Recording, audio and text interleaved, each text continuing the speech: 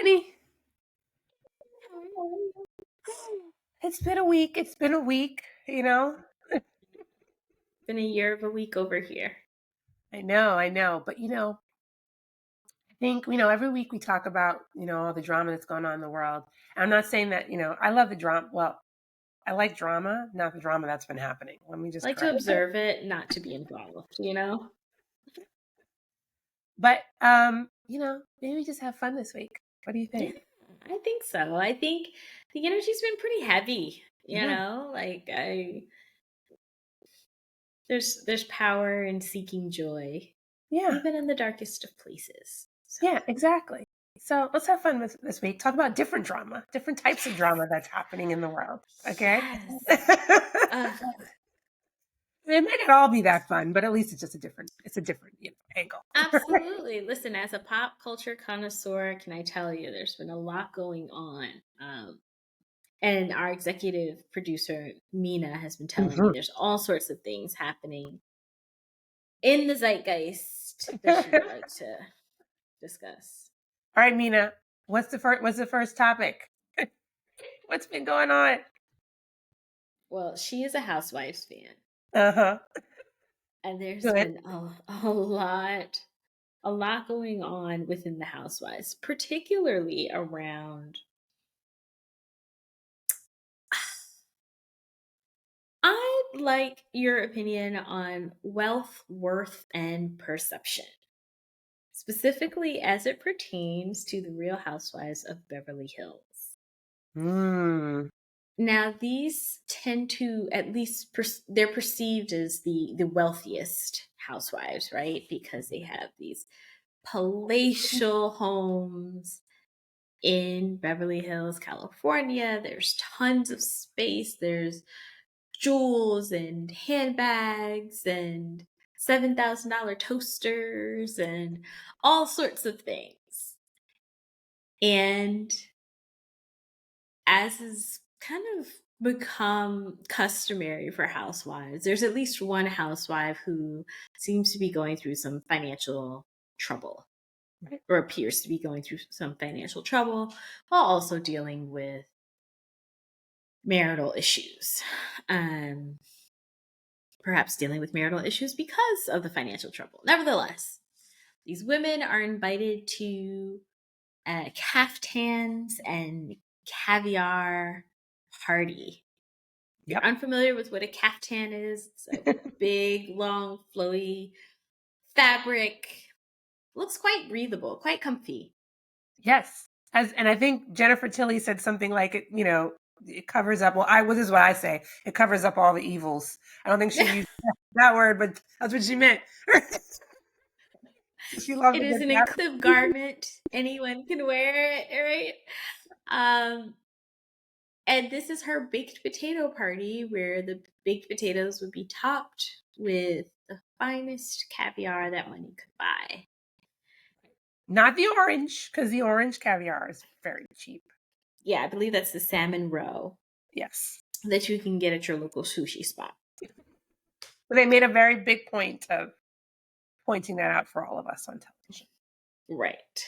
So we now have two housewives who are in conflict, and conflict is customary on Housewives. It's part of why we watch to see how people choose to engage in conflict, how they respond, and how people at least attempt to resolve it.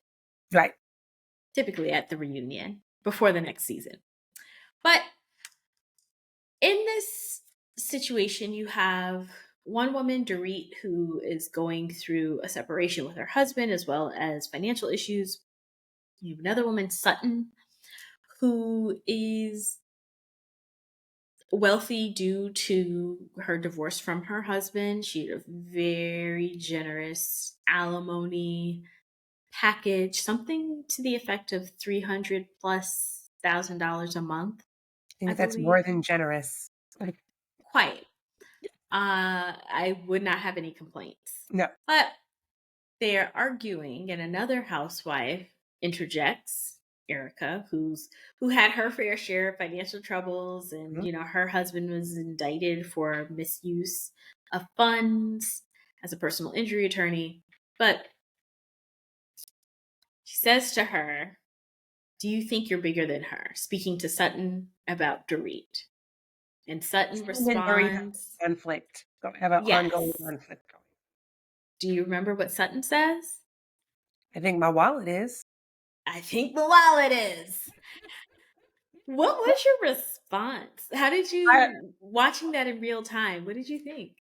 I was dumbfounded that someone would be as bold as to say that, especially given where her money came from. I mean, it may be a fact. I have no idea what their individual finances are, but I thought it was a super low, classless thing to say. It was low to Mhm. say to someone who you know more intimately than we as the audience knows about her issues, financial, but also just relationship wise, going through this divorce. Like she's in a very hurt and difficult place.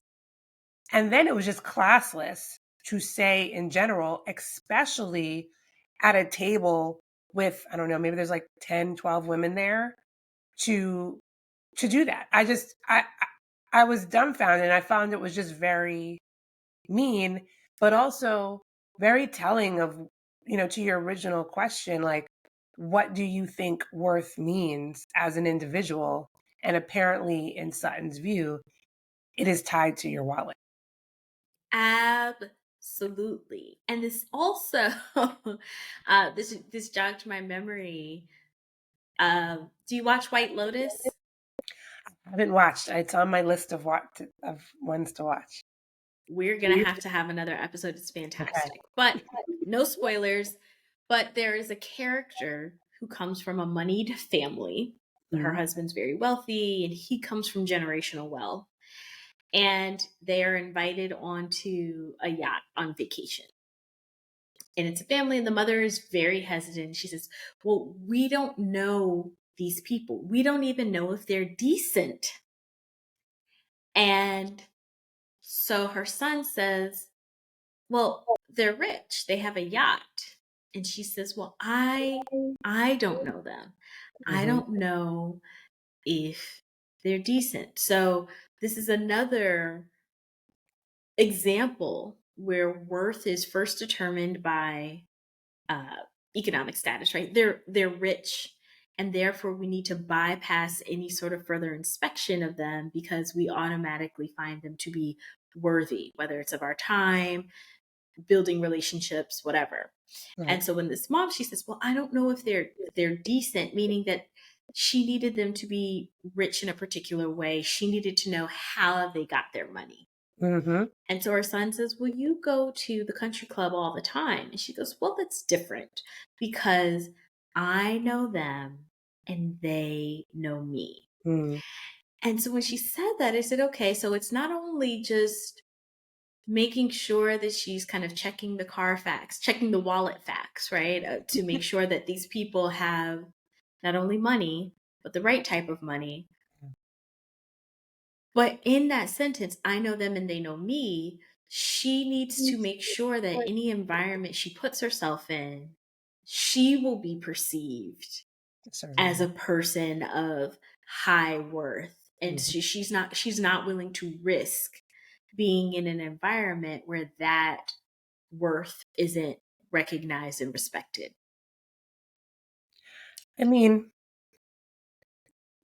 in some ways, I understand this point, right? Well, one, historically, if we go back to many centuries ago, right? Like worth was determined by, how much money you had, how much you could, land you owned, and how many people, even slaves, you could, own.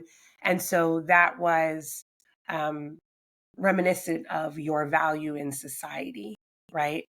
And but if we take it to modern times, we also can apply some of those principles to ordinary people as well, right? You may only want to be around certain types of people that you feel that are worthy of your space and your time and your gifts, right? In whatever way. So in some ways I understand the mentality Right. behind that. it just gets amplified when you move into these spaces. And even, new money versus old money, Right. that's a whole other language, right? Exactly. That one needs Exactly. to learn, and why that matters in any meaningful way. I also feel like, and this is from some of my own experiences witnessing things, right? Like when you are around people with like a lot of money, right? There's not a lot of people that can relate to that because most people are somewhere here. There's very few people that are up here at the top. And so your lifestyle and your lifestyle changes, your environment changes, how you have to roll changes, right? Because you have to operate at this higher level. And so there becomes this distance that's in some ways unavoidable. And the conversations change. Sure. And so it kind of just perpetuates this sentiment, right? And this split between the haves and the have-nots. Absolutely. And there's we always signal where we are, whether it is the a type of phone you have, your Mm, clothing, yes. how you wear your hair, how you travel, right? Vague references to where you travel, how you describe traveling. Do you summer places Hmm. or do you go on vacation, Hmm. right? And so there's always, it seems that I remember there was a Freakonomics podcast episode a while ago that was just talking about uh, the aspirational activity of naming your child, and how every now and then names, the popularity of baby names will shift because there's always this effort from the have nots to try to clamber up in social status by Hmm. naming their child something that they believe is a moneyed name. Hmm. And that very same effort by the haves to distinguish themselves, right? By using names that are distinct and, again, other themselves in a way that they can signal to one another who they are. Right. And so when I think about this, it makes sense. When you have resources, you want to continue to have resources, you want Hmm. to grow access to those resources. We've heard uh, phrases like, your network is your net worth, Hmm. things like that. But I also think, especially in the United States, because we don't have traditional caste systems in the way that you might in Europe or Asia or Africa. There are other places around the world. The US is an experiment, right? Right. Um, and, from its inception, you had DEI, right? Hmm. Where white men who weren't landowners were allowed to vote, and that really changed the game Hmm. in terms of representation. But within the United States, there is this perception that the more money you have, we begin to attribute certain character traits to people outside of just how much money they have.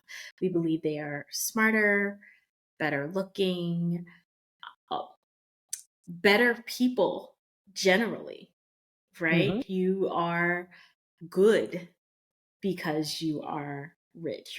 You have to be of good character because you are rich. And I think about the way that we describe behaviors. So at this particular point in time, we have a tech billionaire who has 14 children by 5 different women.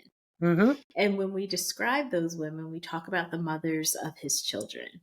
Right. And when he is described, very often, if you ask a layperson, they will say he is a genius. Hmm. And when you ask them why, well, he has $1 billion, right? So he therefore must be very, very smart.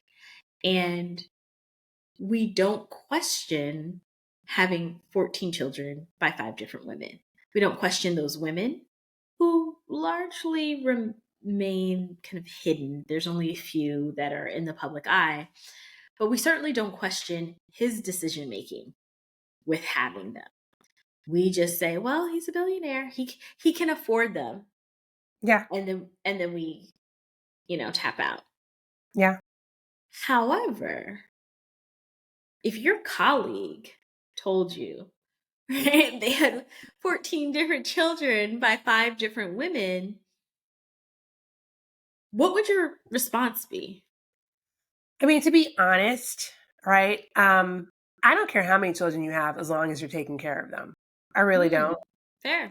Um, and that they're well provided for, the mothers, because I'm going to assume it's multiple, not one person can have 14, right? Yep, Are good 14 by and 5. they're Hmm. taking care they're taking care of them.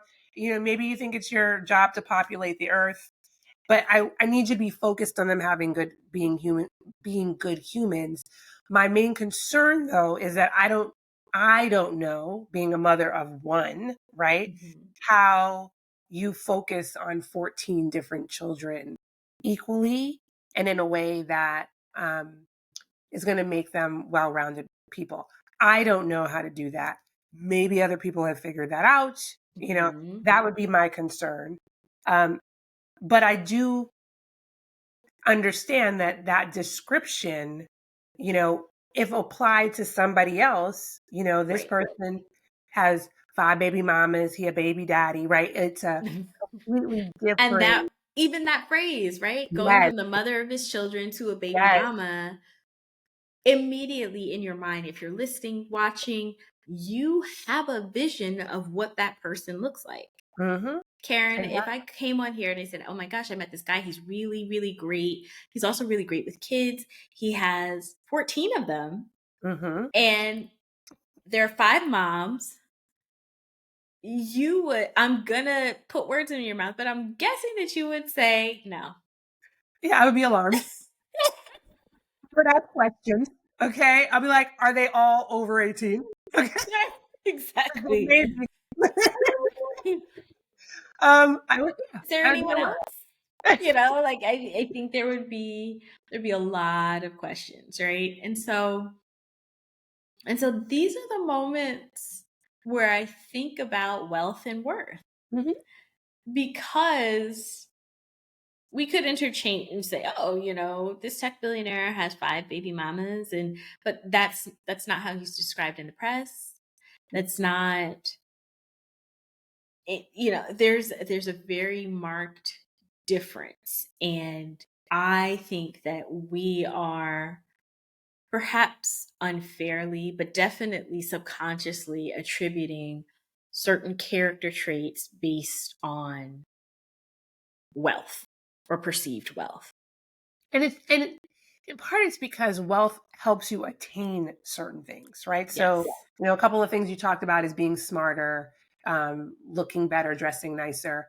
I mean, yeah, if you can afford, you know, high end clothing to wear every day out to the supermarket, like wherever you're going, then, and you can afford your Botox or your hair done or all those types of things, that affords you a certain level, a certain look. Look, I would love to get my makeup done every day. Well, maybe not, but you know what I mean? Like I look totally different when I have my full face of makeup, right? Like professionally done, Hmm. right? If I had a stylist, you would see me looking a completely different way and maybe have different perceptions about me, right? And Right. so that affords you those things, but those are technically masks around it. If you can afford to, you know, pay your full ride for an Ivy League education, and then the benefits that come from those associations, then it actually wealth puts you into a circle that you are out of, or, you don't have the rules to the game Yeah. that is technically America, right? Hmm. There's rules to this stuff. And if you learn the one thing about America to some degree is if you learn how to play the game, you can have your come up, right? Getting access to those rules is really the issue. And then not only getting access to the rules, access to the resources to actually play to win is a real issue. And so a lot of those things that we attribute are because people can buy them. What you can't buy, and going back to the White Lotus example, which is what I wish this woman meant, right? Is I don't know if they're the right people, meaning I don't know if they're good hearted people, right? Yeah. That's really what you should care about, right? How are they can live any way they want to. That's what anybody has a right to do in America. But how does that showcase itself to the world? I'm not saying they have to give away all their money for it to be, oh, they're good people. I'm not saying that. Obviously I would love them to. But they don't Feel have free to to. share. How to show up. There's that phrase, I think I'm getting it part right, but like money talks, wealth whispers, right? Hmm. Um, and so you see the rich people, they wear their money Right. very visibly.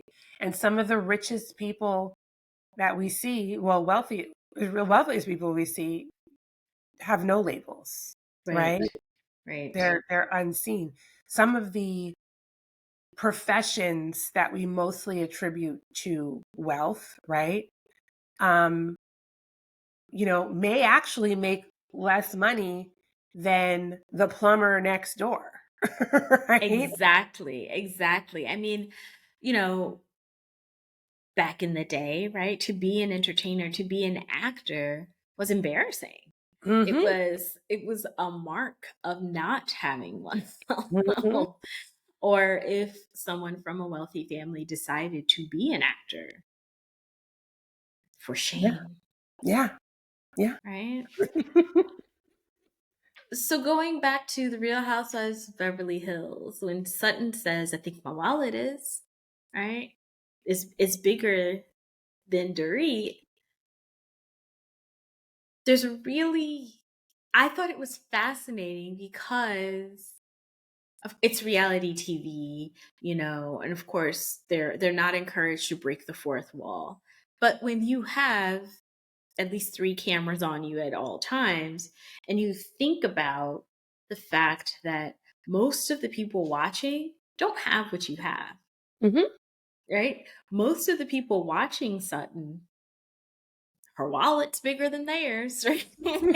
And so then I just thought about this to say, huh, I wonder how people viewing this who are fans of Sutton, if at any part of them felt stung or felt shocked or annoyed or surprised by this reaction. Or is it that, this is my escape from, my life, and they're bought in and they're all on her side. What do you think? People who are on her side are on her side. I mean, here's the thing. I mean, what she said might actually be the truth. It's her wallet is bigger than mine. Yep. That's Yep. fact, right? I can't get mad at the fact, right? Um, I even made a comment earlier about how she got her money. As a matter of fact, I'm gonna play devil's advocate to myself, right? Which is like, because I said that she probably shouldn't even be saying anything because of how she got her money, from her husband. However, she was in that marriage. She did, run the household, raise the kids, and that's something we talked about on a previous episode about women's in-home labor not Mhm. being uh, no worth being put to that, the right amount of worth being put to that. And so Right. whatever she received is the value that she's supposed to receive based on that agreement for what she put into that marriage. So I'm taking my little snide comment back because, you know, I need to correct myself.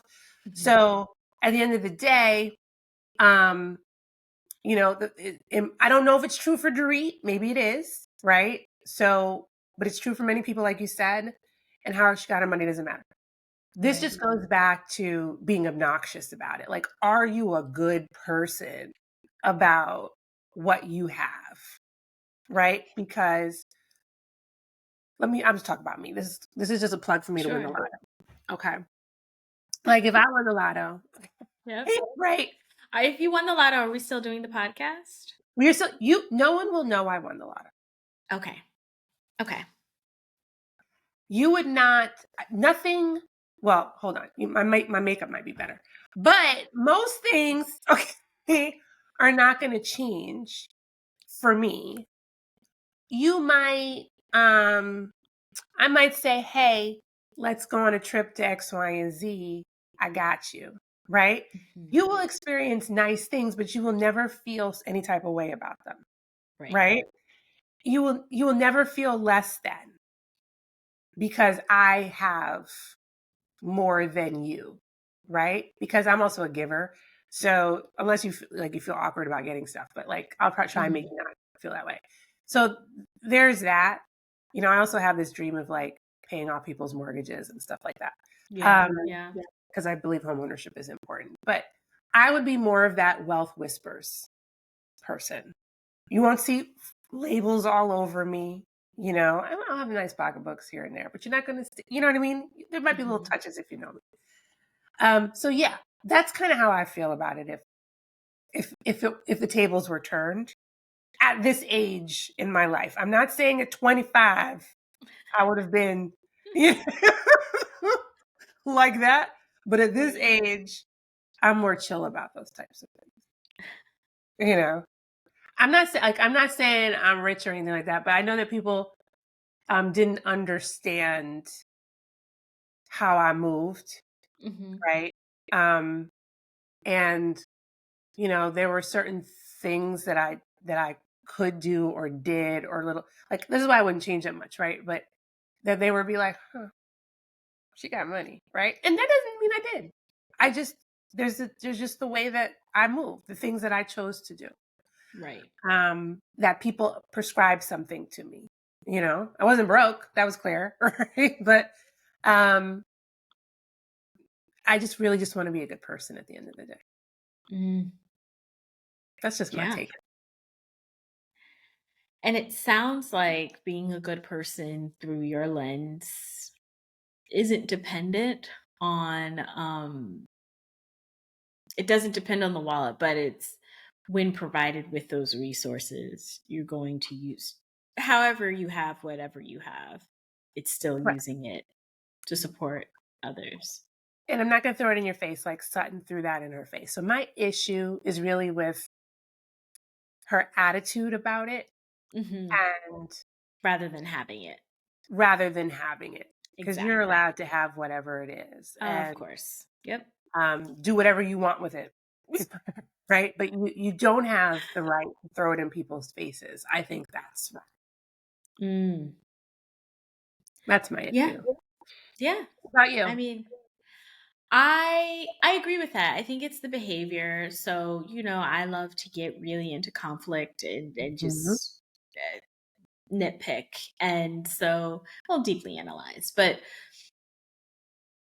when I saw that, I saw someone who was very prickly, very defensive, and went to what she being Sutton, perceives as Dorit's weakness, which is Mhm. her financial situation. I saw someone who felt, again, like she was on the back step and that she needed to go on offense and say something hurtful. What I thought was even more interesting was Dorit's response. Typically there are people who would have gotten up, running from the table, crying, screaming, whatever it was. And that wasn't Sutton's response. Sutton just said, Dorit's response, Dorit's, yeah. she's just said, okay, that was really low class, but it internally, maybe she recoiled, but externally, it just kind of rolled off of her back. And it seems like it bothered the rest of the people at the table more than Dorit. And so, very often, I think when we're engaging in conflict, when you're faced with, that gap between what you want and what you're experiencing, if you're emotionally intelligent, and I think Sutton like varies in her emotional intelligence Mhm. there, the situational awareness would have you take in to say, is this how I want to show up to people who are my friends and some new people, right? There Mhm, might have been people there that she's not familiar with. Is this the impression that I want them to have of me mhm, and of how I view my resources and how I view people with the lack of resources? mhm. And that to me was, to your point, was the concern. I think had she taken a beat, it wasn't worth it. Well, that's why Erica said something, right? Because I mean, what Sutton probably doesn't know, I'm Mhm. sure she does not know it. No one knows everyone's finances. Is you have offended more than just Dorit at the table. Right. And so to your point, right? Like she should have just taken a beat and just paused and been like, okay, this comment, although I'm mad at this person, has reverberating effects. And so that's, I think, why Erica responded. Well, no, she said this comment that she said earlier, and that's when Sutton said what she said. But I'm sure at least Erica at the table, at the minimum, right, had felt some type of way about that, right? And when Dorit just said nothing, that was pure Cancerian as far as I was concerned. Yeah. There Right. was no more fighting with this woman. She Right. is now she went so incredibly low to a Mhm. place where Dorit felt was the lowest that she could possibly go, even, there's Right. nothing. As a matter of fact, if they were not on this show, I'm convinced Dorit would never speak to Sutton again. Yeah. And that would be it. Be Yeah. shut off. And at least from what we've seen in the coming episode, Sutton is still the one who's bothered by Dorit not speaking to her. Hmm. So I thought that was a really interesting twist in what her action that she wanted to kind of just reassert her power, what she believed her power to be, which lies in her Right. wallet. It didn't have the intended effect because she's still seeking attention, approval, a connection with this person that she's just insulted. Yeah, and I think it was also like a power move on Dorit's part, Right. in I'm not going to use the word resolving the conflict, but just ending the conflict for her.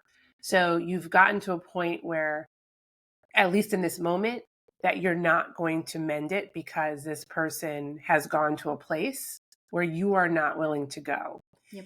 There's also probably, I'm just going to add the Cancerian part in, that she Yeah. has more information that she could say. She can go Right. lower, but Right. she has made a conscious decision to stop speaking because the next words out her mouth are going to be pure vitriol, right? Right. That's going to be really hurtful. I'm speculating based on her zodiac, but regardless, um, there's no need to continue that conversation. And I think that's an important lesson sometimes in conflict, Yeah. right? Is that you don't have to resolve everything right away in that moment. Right. Sometimes things need space, as much Yes. space as it needs, you know, Yep. until you can come back on an even platform and talk through those issues. They were not there. And also in front of the audience where people could even having an audience creates a different dynamic. And then the element of people chiming in and adding to that um, creates another layer. Although sometimes I feel in the Real Housewives that some disagreements would be helped by people providing perspective, Mm, truthful perspective, because you have two people that have seen something very differently. Sometimes people are lying, right? And then you can have some relatively neutral third parties come in and reset right. what was seen or what was said by both, right? And that kind of happens in a very soft way. But sometimes I think it needs to happen more directly. And that's what frustrates me sometimes about the Real Housewives. But again, it's all about the drama. I know.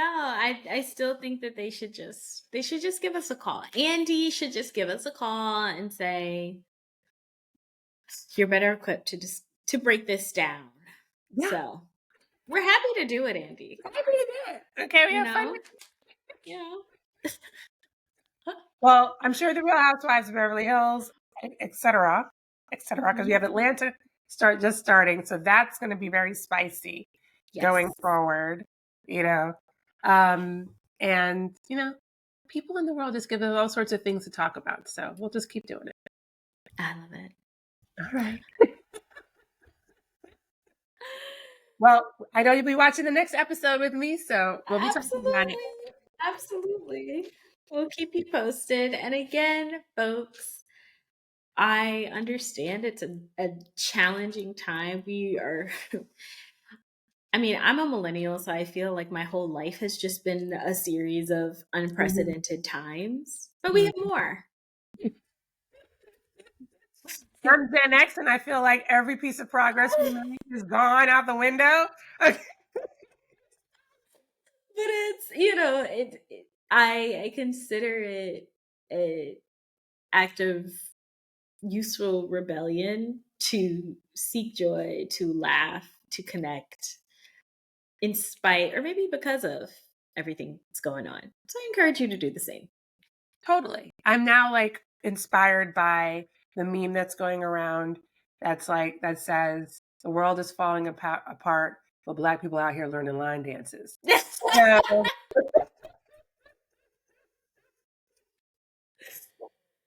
let's continue Oh, to have a little fun in the middle of the chaos.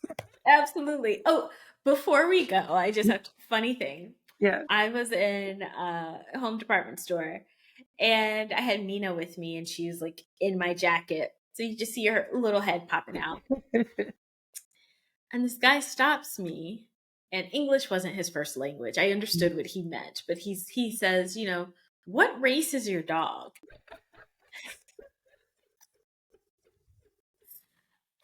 My first thought was, man, race is on everybody's mind. And then my second thought was like, she's black, obviously. Like, what? This is a black girl. But he meant to say, what breed is Breed. she? Yeah. But yes. My daughter. Breed business. She's black. Not black dog. Exactly. Okay, how many names she got? Is she a true black dog? Okay. Yes, exactly. She has a ton of names. She's Boo Boo, beautiful girl, tons of them. Right? I just No, woke her she's up a from her bougie nap, black dog because obviously. if she was black, she bougie black. But if she was black, she would have uh Mina, Asaka, Marie, Brown, Oh, I haven't talked to you about her middle Marshall. name. She does have a middle name. And when I called the vet and they said, what's her first name, her last name? And they said, you're forgetting her middle name. So yeah, she is a black We're dog. all She's Americanized there. right. She is a All middle right, Miss name. Mina, did we do okay, Mina? Because you woke up. Yes. That's the Yes. She's like, okay, I'm trying to go back to sleep. exactly. All right. Until next time. Till next time. See ya. Yeah. Bye, Mina.